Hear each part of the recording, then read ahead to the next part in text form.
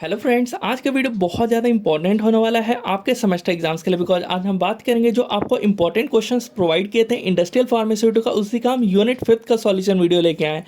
Unit first, second, third, fourth, ये जितने भी आप देख रहे हो, इन सभी क्वेश्चनों को हमने ऑलरेडी सॉल्व कर चुके हैं और सॉल्यूशन वीडियो भी अवेलेबल करवा चुके हैं। तो अगर आपने वो वीडियोस नहीं देखो तो डिस्क्रिप्शन में लिंक है, जाके देख सकते हो। प्ले में भी मिल जाएगा और जो NDDS है, इंस्ट्रूमेंटल है, उसके भी अवेलेबल है, तो वो भी आप जाके डिस्क्रिप्शन में चेक कर सकते हो, वो भी मिल जाएगा। आज हम बात करने वाले हैं यूनिट 5, और ये यूनिट 5 कंप्लीट होते ही आपका IP2 अच्छे से कंप्लीट हो जाएगा।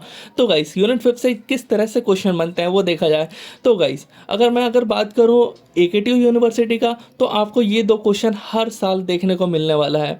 तो गाइस, इस बार भी ये दो क्वेश्चन ही बहुत ज़्यादा इंपॉर्टेंट है। और बहुत सारे यूनिवर्सिटी के स्टूडेंट हमारी वीडियो को देखते हैं, तो उनके किसी किसी यूनिवर्सिटी में देखा गया था कि ये क्वेश्चन भी दिया गया है। तो इन तीन क्वेश्चन को कर लेने से आपका यूनिट 5 एकदम अच्छे से हो जाएगा। तो guys, one by one in तीनों क्वेश्चनों को देख लेते हैं, और तीनों ही लॉन्ग में पूछे जाते हैं। तो मेनली जो फर्स्ट एंड सेकंड है वो बहुत इंपॉर्टेंट है, उसको तो एकदम अच्छे से करना, उसके बाद ही थर्ड वाले पे जाना। तो गाइस, यूनिट 5 का जो फर्स्ट क्वेश्चन है वो देखते हैं। Write in detail about central drug standard control organization, CDSCO, और उसके फंक्शन के बारे में पूछा गया है। तो सीडेस्को क्या है? जो सीडेस्को है इंडिया का, वो मेन रेगुलेटरी बॉडी है जो रेगुलेट करने का काम करता है फार्मास्यूटिकल और मेडिकल डिवाइसेस को, जो भी आपके ड्रग, कॉस्मेटिक, इक्विपमेंट्स, इन सब को। जो इसका हेड ऑफिस है सीडेस्को का, वो है न्यू दिल्ली में, और ये फंक्शन जो करता है अंडर द DGHS, यानी director general of health services, इसके अंडर में ये काम करता है।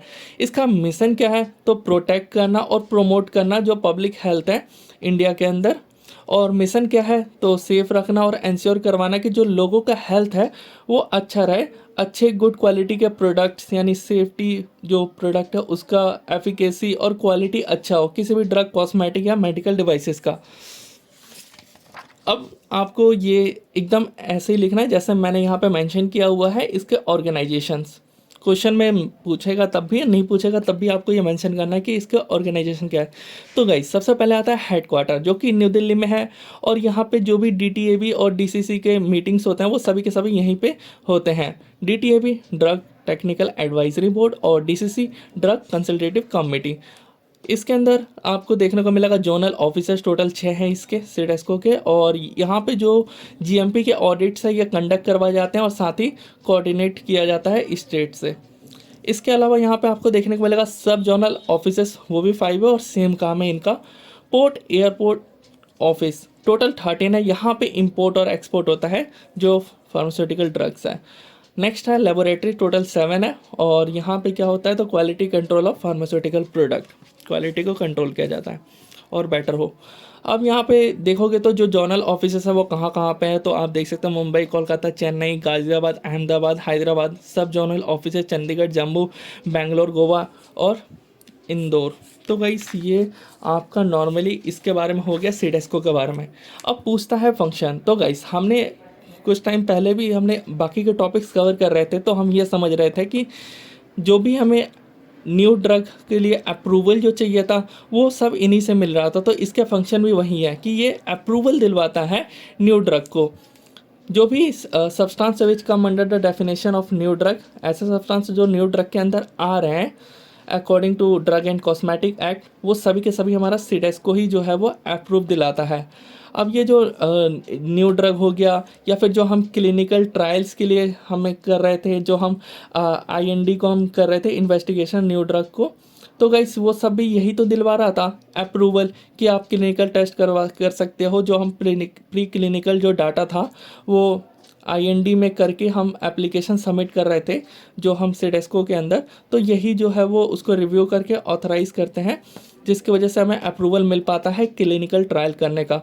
तो गाइस, ये सब आपको मेंशन करना है। इसके अलावा लाइसेंस और registration for export of drug, export करने के लिए, इंपोर्ट करने के लिए, जो भी लाइसेंस और रजिस्ट्रेशन के लिए, तो ये सारे ही इनका काम है। उस ऊपर से जो भी ड्रग्स को बैन करना है, कॉस्मेटिक को बैन करना है, वो सब इन्हीं का काम है। Testing of drug by central labs हो गया, या गाइडेंस ऑन टेक्निकल मैटर, कोई भी गाइडेंस देना होता है इनको, तो यही देते हैं। तो गाइस, ये फाइनली आपका फर्स्ट क्वेश्चन कंप्लीट होता है, और ये जो क्वेश्चन है वो आपका 7 मार्क्स में देखने को मिलेगा अगर आएगा तो। सो गाइस अब हम देख लेते हैं सेकंड क्वेश्चन, जो कि बहुत ज़्यादा इंपॉर्टेंट है। लास्ट ईयर जो आया था वो 10 मार्क्स में आया था, तो ये आपको एकदम अच्छे से आना चाहिए और यहाँ पे एकदम क्लियर होने वाला है आपका हर एक डाउट जो भी है इस क्वेश्चन के regarding. Give a brief idea on regulatory requirements and approval procedure for new drug. अगर आपको न्यू ड्रग को मार्केट में लेके आना है तो उसके अप्रूवल के लिए बताना पड़ेगा सब कुछ, जैसे यहाँ पे प्रोसेस और रेगुलेटरी रिक्वायरमेंट्स का ना पूछा है। तो गाइस जो न्यू ड्रग अप्रूवल है ये हेडिंग डाल कर आपको स्टार्ट करना है। अगर आपको लॉन्च करना है ड्रग इंडिया मार्केट के अंदर, तो जो वो कंपनी है या पर्सन या स्पॉन्सर या ऑर्गेनाइजेशन है उसको ज़रूरत पड़ती है ऑथराइजेशन की। किसके ऑथराइजेशन की? ड्रग रेगुलेटरी अथॉरिटीज़ जो इंडिया की, जैसे कि अभी मैंने थोड़ी देर पहले आपको बताया था सीडेस को। और साथ ही आपको परमिशन चाहिए होता है DCGI का, drug controller general of India. तो ये आपका रहता है, तभी जो है वो आपको न्यू ड्रग का अप्रूवल मिल पाता है। तो गाइस क्या प्रोसेस होने वाला है वो सब कुछ अब हम अच्छे से समझते हैं। The new drug approval is of 2 phase process. पहला फेज ये है कि क्लिनिकल ट्रायल्स में आपको, आपने तो सिर्फ प्री क्लिनिकल किया है ना, उसके बाद आप इसको लाने सोच रहे हो तो आपको फिर क्लिनिकल करवाना होगा। उसके बाद मार्केट ऑथराइजेशन भी चाहिए, तब जाकर के आपका ड्रग जो है वो मार्केट में आएगा। तो गाइस 1 बाय 1 हम सब कुछ कवर करेंगे। फर्स्टली जो non clinical studies of a drug are completed to ensure. सबसे पहले आपने नॉन क्लिनिकल यानी प्री क्लिनिकल जो कहते हैं एनिमल्स पे, उन सब पे करके आपने उसका ड्रग का एफिकेसी और सेफ्टी देखा, और जो भी आपके पास डाटा है उसको आपने क्या किया है, उसको आपने INDA investigational new drug application, इसके अंदर ये फॉर्म फिलअप किया, भरा और सबमिट कर दिया, जिसकी वजह से वो देखेंगे अगर रिजल्ट अच्छा आया होगा तो आपको क्लिनिकल ट्रायल्स करने का जो है वो अप्रूवल मिल जाएगा और आप ये कर सकते हो। और आफ्टर देन जैसे ही आपने क्लिनिकल ट्रायल्स कर लिया, अगर उसके रिजल्ट अच्छे आते हैं देन आप NDA को एप्लीकेशन भर सकते हो।